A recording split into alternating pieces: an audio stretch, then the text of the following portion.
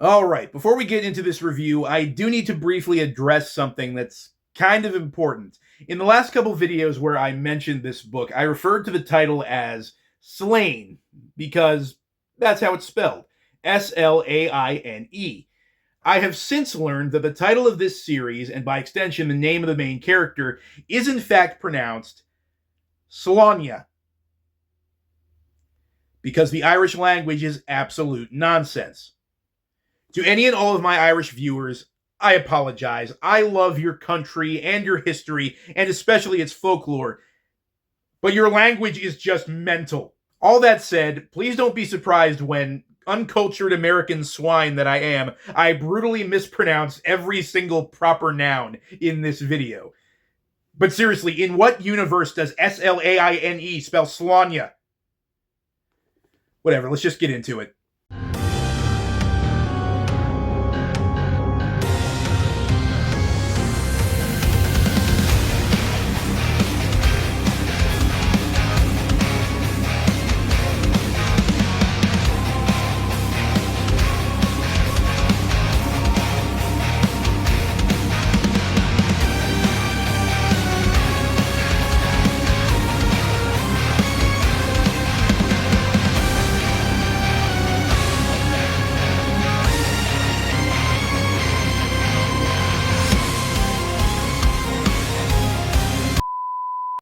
Hail, fellow travelers! Tim from Secret Fire Books here with another comic book review. This time around, I'm actually reviewing something that a friend of mine sent me for Christmas. That's right, it's a Christmas present review.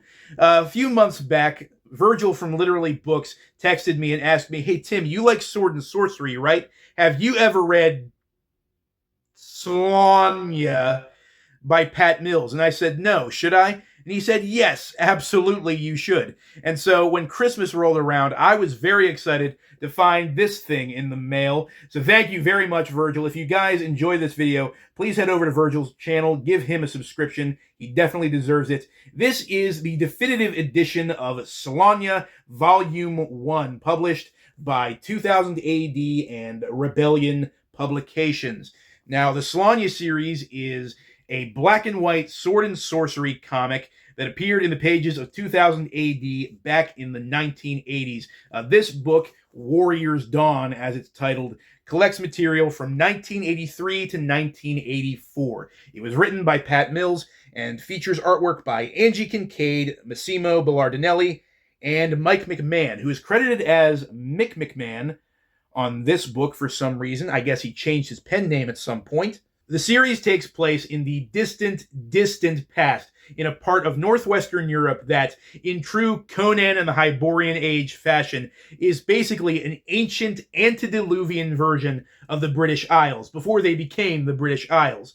This is the land of Tirnanog, also known as the Land of the Young, so called because so few who live there ever grow to be old. The story follows the adventures and misadventures of Slania Mac Roth, a barbarian warrior on a quest to return to his people, the Cessair tribe, in the northern climes of Tirnanog. Years prior, Slania was banished from his tribe after having a love affair with the king's fiancée. However, recently Slania has heard rumor of that king's death, and so he's decided to return to his tribe, reassert himself as a warrior of his people, and be reunited with the woman he loves.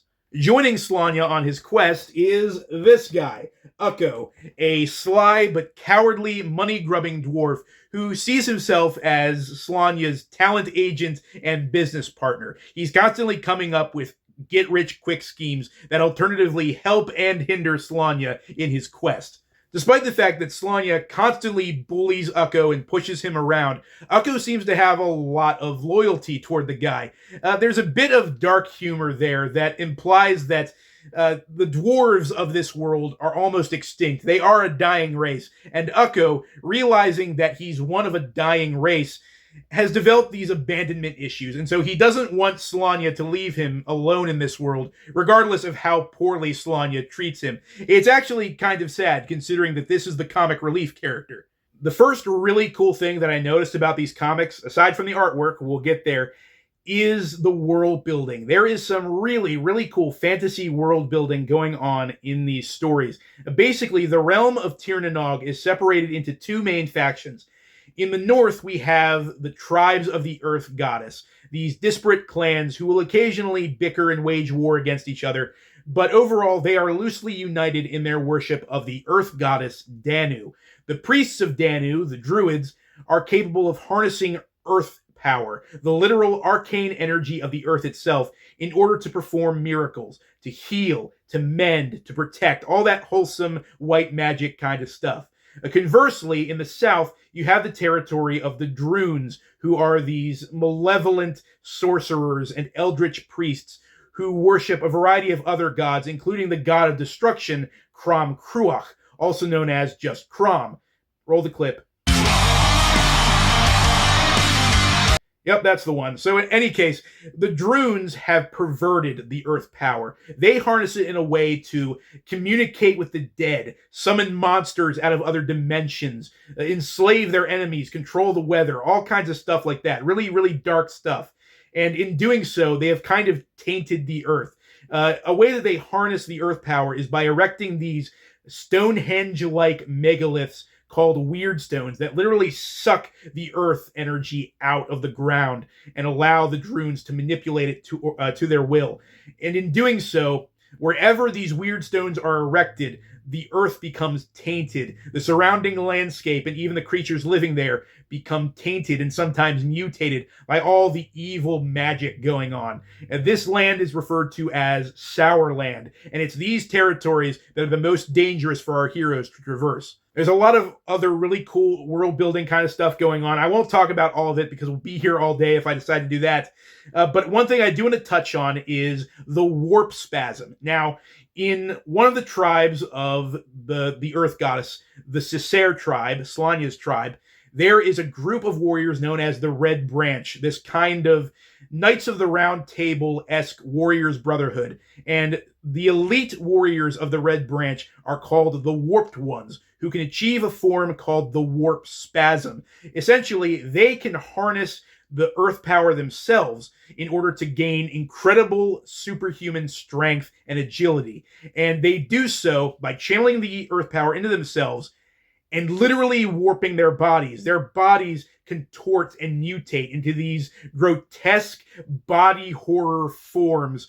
And it allows the artist to just go crazy with the artwork because they can create characters that just have amalgams of limbs and body parts and facial features. It gets really chaotic, and those are some of my favorite parts of the comic. Now, SLAINE is one of these warped ones, these warped warriors, and so in times of need, he can call upon the warp spasm in order to gain superhuman power, turn into this crazy monstrosity, and overwhelm his enemies.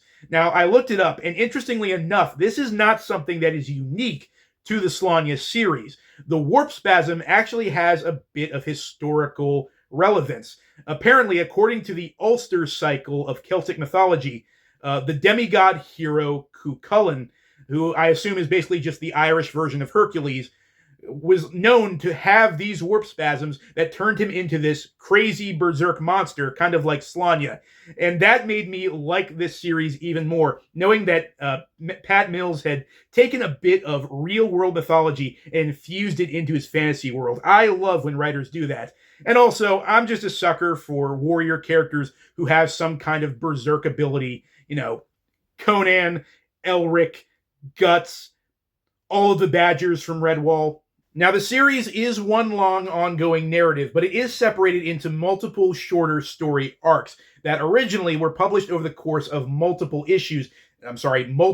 progs of the 2000 AD magazine. The writing quality in these story arcs starts off kind of basic, I will say. There's not really much to write home about in the early progs in the series, but as the series goes on, they do get better. The storytelling gets much, much better. Within the course of this single volume, you really see Pat Mills come into his own as a comic book writer. He was somehow able to drastically improve on his storycraft over the course of 250-ish pages. And that's no small feat. That's actually pretty impressive. When I started reading SLAINE, I was amused. I was adequately entertained by what I was reading.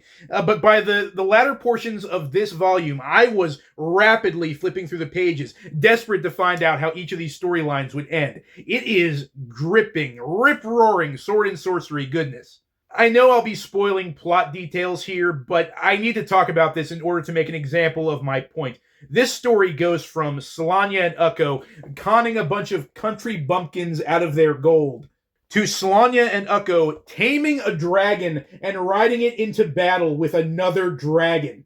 That is the most metal thing I ever heard in my whole life. High five. But of course, because it's a comic, none of that writing would mean anything without decent visual accompaniment. So now let's talk about the most subjective part of any comic, the artwork. Now, the first artist involved in the SLAINE series was Angie Kincaid, who was actually married to Pat Mills at the time. And so she illustrated the first SLAINE adventure, The Time Monster, in 1983.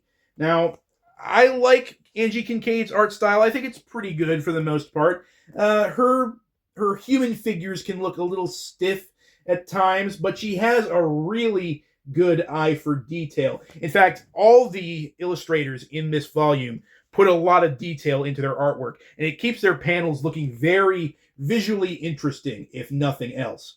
Her art style also kind of reminds me of old Dungeons and Dragons rulebook artwork, except obviously this tells a complete story.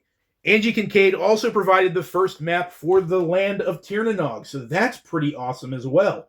From that point on, the story arcs flip back and forth between the other two artists in this volume, Massimo Belardinelli and Mike McMahon. Now, I really like Belardinelli's art style. In terms of overall quality, I think his art stays the most consistent throughout the volume.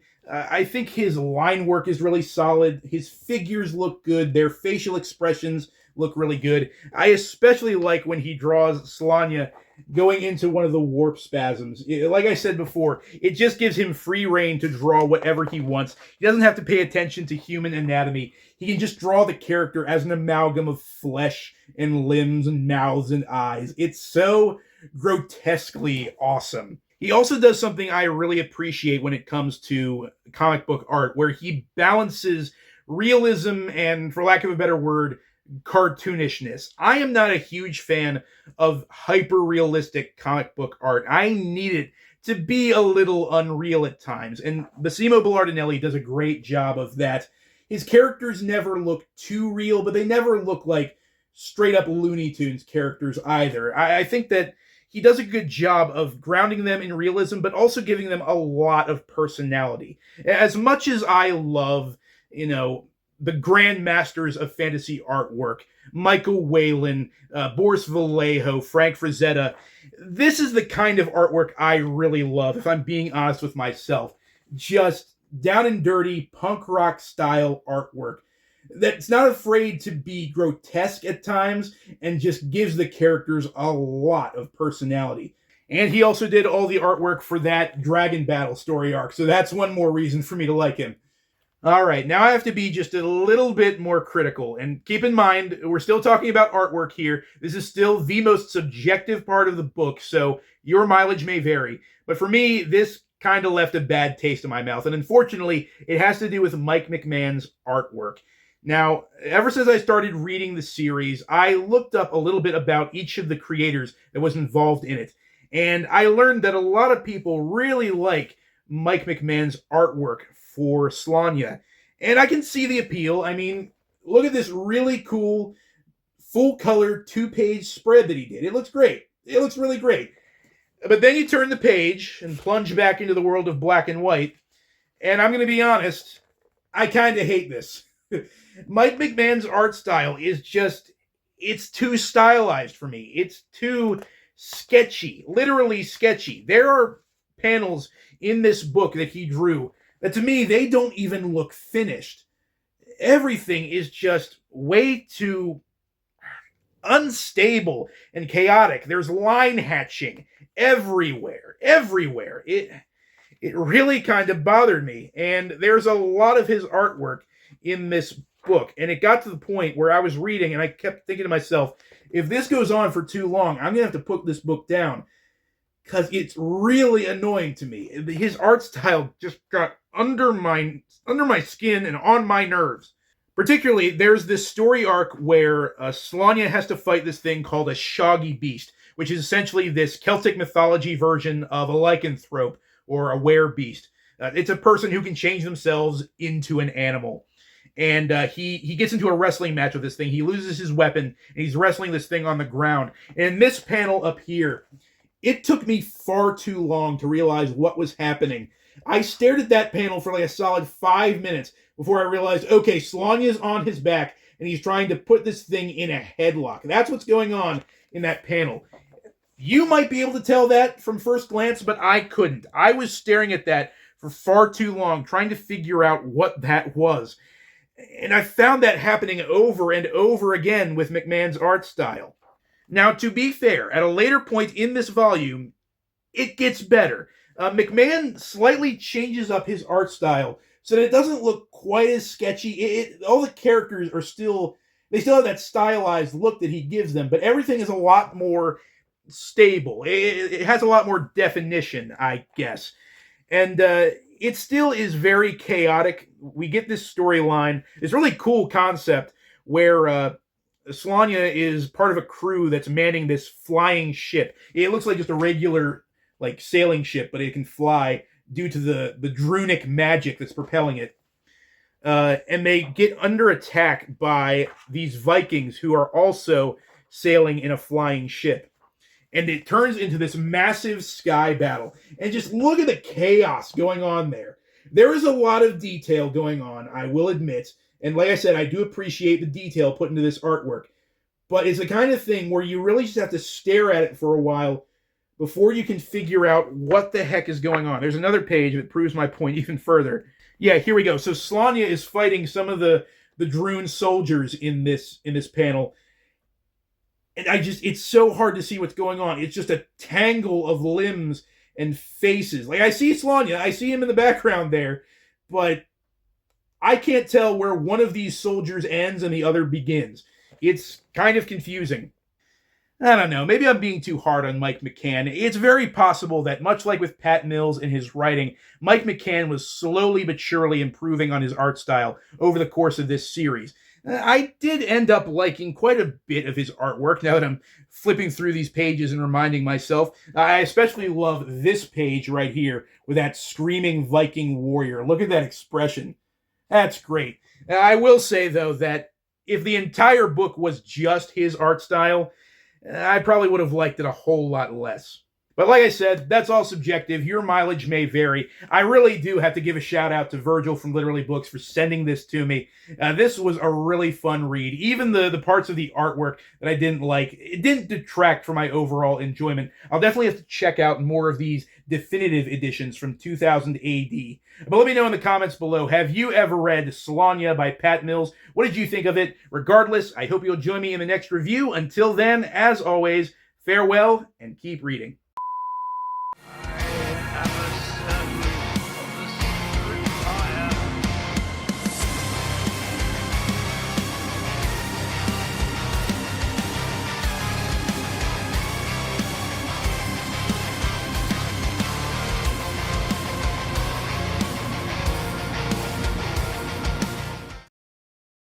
Frosted Lucky Charms. They're magically delicious.